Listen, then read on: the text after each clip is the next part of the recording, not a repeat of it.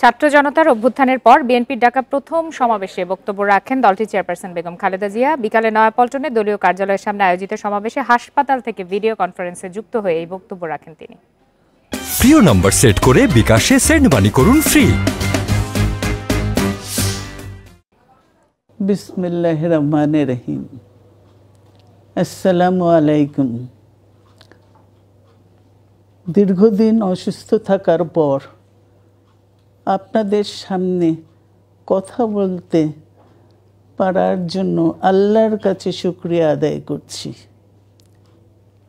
আমার কারাবন্দী অবস্থায় আপনারা আমার কারামুক্তি ও রোগ মুক্তির জন্য সংগ্রাম করেছেন, দোয়া করেছেন, সেজন্য আমি আপনাদের সকলকে ধন্যবাদ জানাচ্ছি।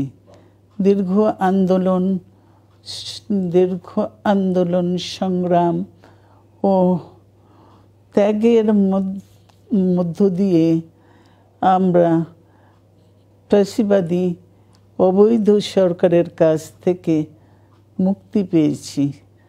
আমি আন্তরিক ধন্যবাদ জানাতে চাই আমাদের বীর সন্তানদের, যারা মরণপণ সংগ্রাম করে এই অসম্ভবকে সম্ভব করেছে। শত শত শহীদদের জানাই শ্রদ্ধা।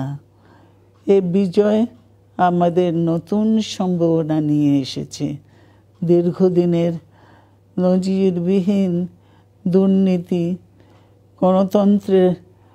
গণতন্ত্রের ধ্বংসের স্তূপের মধ্য থেকে আমাদের নির্মাণ করতে হবে এক সমৃদ্ধ বাংলাদেশ।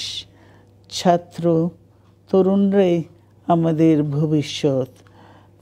তরুণরা এই যে স্বপ্ন নিয়ে বুকের রক্ত ঢেলে দিয়েছে, সেই স্বপ্ন বাস্তবায়নে করতে মেধা, যোগ্যতা, জ্ঞান ভিত্তিক গণতান্ত্রিক বাংলাদেশ গড়ে তুলতে হবে।